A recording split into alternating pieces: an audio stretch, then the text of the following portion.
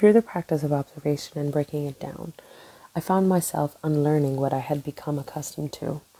When I found myself observing in nature, I found myself engulfed with an awkward silence, and it was almost uncomfortable because it wasn't the same as being with people. But what I didn't know was how much I would learn from this discomfort. Finding a newness was exciting, and that doesn't happen often to adults. The silence reset my mind and therefore my heart, and I was able to listen with my senses. Being able to hear your breath brought me back to think, how can I bring this focus back to the observations of children? I started with something small, being present and in the moment, focused on the what's that were happening, calming my mind when I rushed to the next step by breathing and focusing on my breath. The quote from Kimmerer made me think of coexistence. How do we interact with others and create those spaces of dialogue and dissent, the spaces to be still and the spaces to grow? How do we do that with children and amongst colleagues? It made me think of how attentively I listen when children are talking to me in their play and when we gather. Am I really listening when children are talking to me? Does my listening have an agenda? I started by choosing to observe in certain spaces with small groups of children, to place myself amongst them, to be able to record what I was seeing, truly seeing and not assuming. I found that when I placed myself in visible space, it gave my work purpose. I wasn't trying to hide in the shadows, secretly documenting, uninterrupted. It made the process feel organic, and it made it more human, complete with errors and interruptions. The noise of my mind was the hardest to shush. Bringing myself back to my breath, the ground I was standing on, the people I was surrounded by, helped me focus on the now. Recording by taking pictures, audio clips, videos helped me stay in the moment, just so I wouldn't miss the key elements. What were these? I was intentional, not accidental. The beauty of the everyday moments, not doctored to fit an outcome. Being present and mindful offered the children what they deserved, my complete attention, mental and physical. Observing and writing what I saw was easy. It was when I sat down to see what about the what's that it got muddy for me.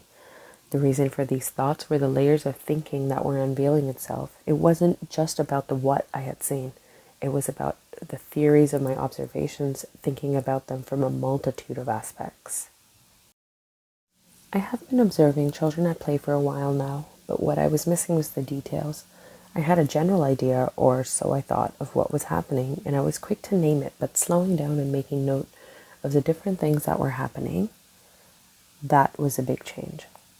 I'd also started to offer my observations and pictures that I may have taken at the time back to the children to see what they thought of my thinking. Every time I have done this, I am greeted with smiles and warmth, almost as if they're saying, "You see me." My relationship with the children is bettered because I am continuing to look at this relationship as co-researchers and co-learners in the process. I've also learned that my assumptions about play have been broken down many times, and had I not stayed with the moment, my assumption may have become a reality for me now. Quieting my mind is hard, but I see that it interferes with true observation.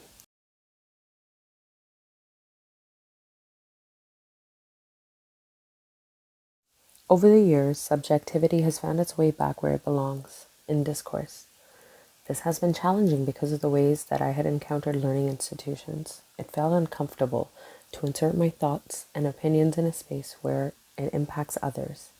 I'm taking that back through learning about racial biases, prejudices, and assumptions that were made about me and using them to inform my practice. I see children around me every day who I work alongside with, and the importance of them seeing people like them.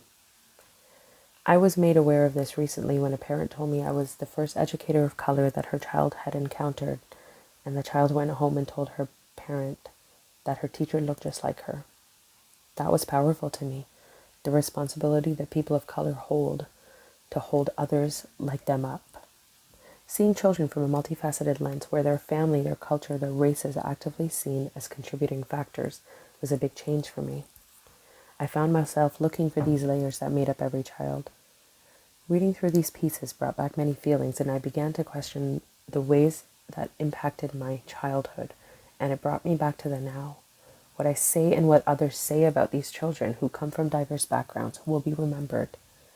I have become more aware of what I am not saying because that says something about me as an educator. I'm looking inwards to see how an image of a child has been tampered with because of something that someone said about them. What can I do to dismantle that? How can I re-examine my bias? How can I offer a fresh lens to look at that child? It brings to mind the article on interrupting bias, calling in versus calling out, that it is powerful for the target of oppression to hear the words of calling out from the mouth of an ally. The idea of spaces for calling in resonated with me. How do we challenge our own thinking, and how do we build a deeper understanding of varied perspectives?